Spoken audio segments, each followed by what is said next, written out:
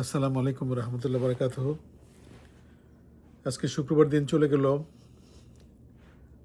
সকালবেলা ঘুম থেকে উঠে আসলে একটা কল দেখলাম, মিস কল বাংলাদেশ থেকে।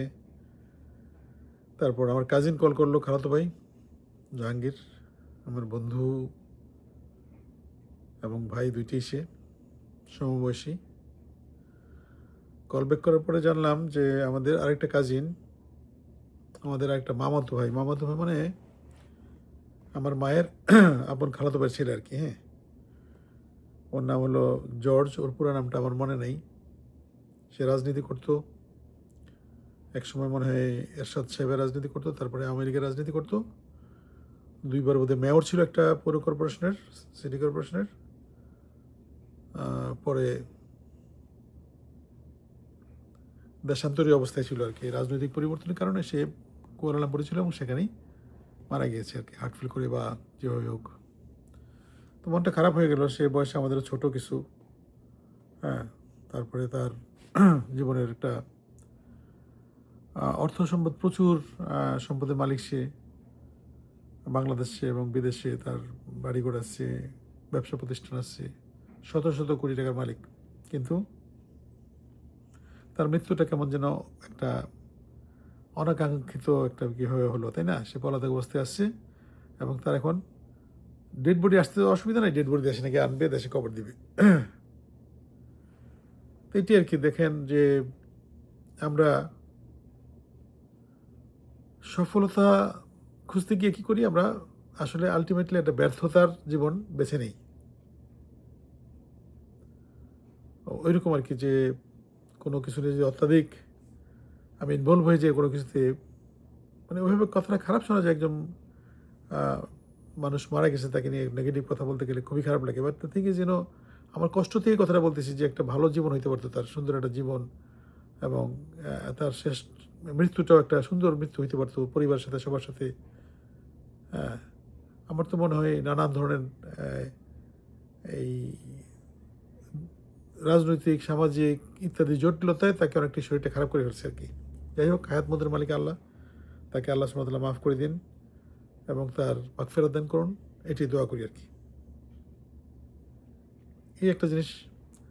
তারপর আরেকটা জিনিস, এই যে ভারতে এখন তুমুল উত্তাল চলতেছে আন্দোলন, খারাপ লাগে খুবই। এই আমার কাছে মনে হয় যে এই ছেলেপেলেরা, ইয়ং ছেলেপেলেরা, তাদের দাবি অনেকটাই যৌক্তিক। এটা মেনে নেওয়া উচিত সরকারের, কারণ এটা যদি বেশি বাড়ে, সেটার আলটিমেটলি রেজাল্ট কী হবে সারা পৃথিবীতে আমরা দেখতে পাইতেছি। তা আবার একটা জিনিস আমি দেখতেছি যে ভারত সরকার, দেখেন এত বড় দেশ, এত আন্দোলন হইতেছে, কিন্তু কোথাও কিন্তু একটা খুন খারাপি করেনি সরকার।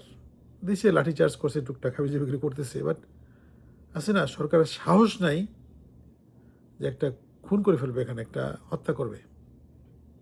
পক্ষান্তরে বাংলাদেশে মনে হয় মানুষের জীবনের মূল্য খুবই কম, তাই না? রাস্তাঘাটে পুলিশ, আর্মি, তারা ইচ্ছা করে মানুষ মেরে ফেলে এবং কোনো বিচার আচার হয় না। বিচার আচার বলা আক্ষেপের কারণে বললাম যে আসলে বিচার আচার হয় না। যেমন কক্সবাজারের একটা ওসি ছিল, তার নাম প্রদীপ, এতগুলি মার্ডার কেসে আসামি, সে প্রমাণিত, তার সাজা হইল মৃত্যুদণ্ড, কিন্তু মৃত্যুদণ্ড কার্যকর করতে পারতেছে না গভর্নমেন্ট। কেন করতে পারতেছে না জানি না আমি। তো যাই হোক, মানুষের বিচারের প্রতি আস্তে আস্তে কমে যাচ্ছে। সরকারের উচিত এগুলো নজর দেওয়া, বিশেষ করে সরকারের এই ডিপার্টমেন্টগুলি, বিচার বিভাগ, তারপরে আইন বিভাগ এবং এই যে নির্বাহী বিভাগ, যেটা কি বলে, সচিবালয়, ডিসি, এসপি, এগুলি আর কি, এগুলি আলাদা করে ফেলা উচিত আর কি। প্রত্যেকটা আলাদা করে দিলে তিনটা, এগুলি সবসময় ঠিকমতো চলবে। এবং এই তিনটা যদি একটা অভিভাবক করে দেওয়া হয়, যেমন বাংলাদেশের রাষ্ট্রপতি একটা ক্ষমতাবান রাষ্ট্রপতি হয়, সেক্ষেত্রে দেশের মধ্যে আইনের শাসন আসবে। তা আমরা বাইরে থাকি, আমরা তো আইনের শাসনের মধ্যে আছি, এখানে থেকে বাংলাদেশের জন্য এত কান্নাকাটি করলে হয়তো মানুষ মনে করবে যে বেশি কথা বলি। অথবা অনেকেই বলে যে, কী জানি বলে, আমার শিক্ষক ইউনুস স্যারকে একটা পোস্ট দিলে বলে যে কত ডলার খাইছেন বা কিছু একটা। ওই ডলার খাওয়ার জিনিস না, এবং আল্লাহ তাআলা রিজিক আল্লাহর তরফ থেকে আসে। এটা ইউনুস স্যার কেন, ইউনুস স্যার তার যে হাসিনা, কারোই দেওয়ার ক্ষমতা নেই, রিজিক আল্লাহর তরফ থেকে আসে। আর এর পরবর্তীতে আলোচনার মধ্যে আরেকটা দেখতেছি যে সেই আলোচনা কি, সেটা হলো আমাদের দেশের রাষ্ট্রপতির পদত্যাগ। আমি বলবো যে উনি ওনার জীবনে বাইরে থেকে যেটা দেখা যায়, উনি যথেষ্ট সফলতা লাভ করেছেন জীবনের বিভিন্ন ক্ষেত্রে। রাষ্ট্রপতি হওয়ার মতো সামান্যতম যোগ্যতা না থাকার পরে উনি কিন্তু রাষ্ট্রপতি হয়েছেন।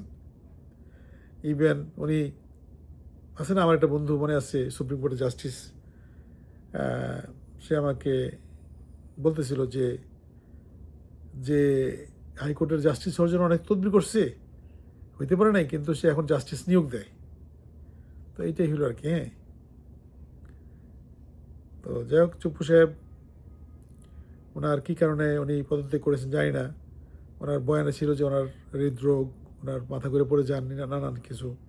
আল্লাহ ওনাকে সুস্থতা দান করুক, কিন্তু আমার মনে হয় উনি নিভৃতচারী হয়ে যাওয়া বেটার আর কি। হ্যাঁ, ইভেন ওনার যদি বাইরের কোনো পাসপোর্ট থেকে বিদেশে চলে যাওয়ার আরও বেটার, কারণ ওনার পরের জীবনটা হয়তো সম্মানজনক নাও হইতে পারে আর কি। হ্যাঁ, আমার কাছে কেন জানি মনে হইলো এটা আর কি। বললাম আমার এই কথা তো আর ওনার কানে পৌঁছবে না, বা ওনাকে পরামর্শ দেওয়ার মতো এত বিজ্ঞজন আমি না, কিন্তু বাট আমি ওনার জায়গায় হইলে হয়তো আমি এই আমার কলঙ্কিত মুখটা কাউকে দেখাতাম না, কারণ ওনার রোলটা ভালো ছিল না। ওনার যে কথাবার্তা, রোলগুলি ভালো ছিল না, করতে পারতেন উনি, কিন্তু এই যে মনে করেন সরকার পতন হইলো, আগে ফ্যাসিবাদী সরকার চলে গেল, উনি কিন্তু একটা ভালো একটা রোল প্লে করতেন ওই সময়, পারতেন কিন্তু। হ্যাঁ, অনেকেই করেননি, অনেকেই করতে পারতেন যখন। ইভেন একদম এই কী বলবো, যখন চরম অবস্থা এই বাংলাদেশ আন্দোলনের, তখন কিন্তু আমি অনেকেই বলছিলাম, যেমন আমার পরিচিত ছিল, পরিচিত মানে মনে করেন একটু জানাশোনা ছিল সামান্যতম, এই যে ছেলেটা পলক, তাকে বলছিলাম যে তুমি সব কিছু ছেড়ে দিয়া তুমি এই ছাত্রদের সাথে যোগ দিয়ে দাও, এক পদত্যাগ করে ছাত্রদের সাথে চলে যাও। সুমন, ব্যারিস্টার সুমন, তাকেও বলছিলাম যে তুমি এগুলো বাদ দিয়া আওয়ামী লীগ ছেড়ে তুমি ছাত্রদের সাথে চলে যাও, আন্দোলনে যাও, সরকারের বিরুদ্ধে চলে যাও তুমি। আসলে মানুষ হয়েছে কি নেশার মধ্যে থাকে, নেশা থাকলে মানুষের বিবেক বুদ্ধি কিছু কাজ করে না। আর চোরে না শুনে ধর্মের কাহিনী, একটা কথা আছে না, ওরকম আর কি। তো এগুলি আজকের বিক্ষিপ্ত ঘটনা। আমার মনটা খারাপ, আমার একটা কাজিন মারা গেছে, তারপরে ইন্ডিয়ান আন্দোলন করে দেখে কেমন যেন মনে হয় কেমন কি কোন দিকে যাচ্ছে। তারপর বাংলাদেশের এই যে এখন মনে করেন যে চুপ্পু চলে গেল, তাকে বের করে দেওয়া হইলো বা চলে গেল, যেটি হোক হয়েছে, এখন এই পদে কাকে দিবে, একটা আবার একটা যোগ্য লোক, মানে যোগ্যতম লোক বাদ দিয়ে কোনো অযোগ্য লোককে সেখানে দিয়ে দেয় কিনা আবার বোকার মতো, এগুলি ভাবতেছিলাম আজকে সারাদিন আর কি। হ্যাঁ, তা আমরা বাংলাদেশের সবাই কম বেশি রাজনীতি নিয়ে আমরা ইন্টারেস্টেড। আমি ব্যক্তিগতভাবে রাজনীতি নিয়ে ইন্টারেস্টেড না, কিন্তু দেশের একটা ভালো ভবিষ্যৎ আশা করি। এই জন্য মনে হয় যে কোনো সরকার আসলে তারা যদি ভালো করে, অ্যাটলিস্ট জনগণকে যদি ভালোবাসে, জনগণের পাশে যদি দাঁড়ায়, সেটি চাই আর কি সবসময়ই। এবং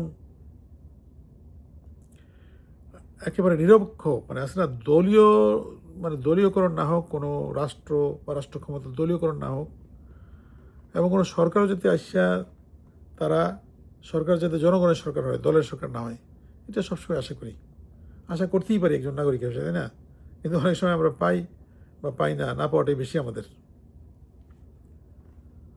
তো যাই হোক, এইটুকুই আলোচনা ছিল আজকের বিক্ষিপ্ত কথাবার্তা বলা, গুছায় কোনো কিছু বলতে পারি নাই, বলার মতো মুডও নাই। বাট ওইটি আর কি, যে দেখেন আমার কাজিনটা রাজনীতি বা অর্থনীতি এবং রাজনীতির মধ্যে এতই নিমজ্জিত ছিল যে তার বিবেক বুদ্ধি কাজ করে নেই, সে আলটিমেটলি বিদেশে পালায় যেতে হয়েছে এবং বিদেশি মারা গেল। এখন এই আওয়ামী লীগের অনেক নেতৃবৃন্দ যারা পলাতক আছে, তাদেরও হয়তো এরকম মৃত্যু হতে পারে, কারণ তাদের দেশে আসলে জেলে থাকতে হবে বা মৃত্যুদণ্ড হইতে পারে, এই জন্য বিদেশি থাকবে, আস্তে আস্তে ওখানেই মারা যাবে। তাদের আত্মীয় স্বজন হয়তো তাদের ডেড বডি হয়তো দেখতে পারবে বা পারবে না, এরকম। আর ইন্ডিয়ার যে ধরনের এখন যে একটা চলতেছে, একটা ছাত্রদের নিয়ে যে আন্দোলন চলতেছে, বিরাট একটা আন্দোলন, এই আন্দোলনটা সরকার খুব স্মার্টলি হ্যান্ডেল না করলে সরকার বিপদে পড়বে।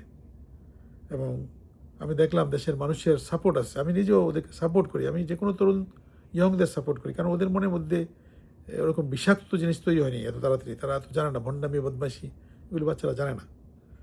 দেখলাম যে ওদের এত খাবার দিচ্ছে সারা দেশের মানুষ, বোঝা যায় যে দেশের মানুষের কতটা সাপোর্ট তাদের জন্য। ওরা একদম করজোরে মাপ চাইছে যে আমাদের খাবার দিয়ে না, রাখার জায়গা নেই। আর তৃতীয়ত বাংলাদেশে একটা রাষ্ট্রীয় সর্বোচ্চ পদের শূন্যতা, সেখানে মেজর হাফিজউদ্দিন সাহেব এখন চালাচ্ছে না, যে স্পিকার ওই দায়িত্বপ্রাপ্ত, কিন্তু সেখানে কাকে দিবে বা কী হবে, একটা অতিযোগ্য লোক দেওয়া দরকার, অথবা এই সিস্টেমটাকে চেঞ্জ করে আপনাকে পাওয়ার দেওয়া দরকার, যে রাষ্ট্রপতির পাওয়ার থাকবে এবং রাষ্ট্রপতি একটা সম্পূর্ণ ইনস্টিটিউশন আলাদা হবে, উনি নির্বাহী বিভাগের পুরো কন্ট্রোলে থাকতে পারেন এবং ওনার যাতে দায়বদ্ধতা কোনো না থাকে জনগণ ছাড়া, জনগণের কাছে দায়বদ্ধ থাকবে, আর কারোর কাছে দরকার নেই। তাইলে দেখা গেল যে উনি হয়তো ভালো মতো দেশটির মধ্যে একটা রক্ষণাবেক্ষণের দায়িত্ব পালন করতে পারেন, ক্রান্তির লগ্নে উনি অনেক কিছু করতে পারেন আর কি, যেটা অনেক সময় অনেকে করে গেছেন বা অনেকে অনেক করেন নাই, করতে সুযোগ পান নাই। তো এইটুকু আর কি বিক্ষিপ্ত আলোচনা করলাম। আমাদের এশার নামাজের সময় হয়ে আসতেছে, মসজিদে যাবো ইনশাল্লাহ। সবাই ভালো থাকবেন, এইটুকু আর কি। হ্যাঁ, জাস্ট একটা ভিডিও দিলাম আর কি।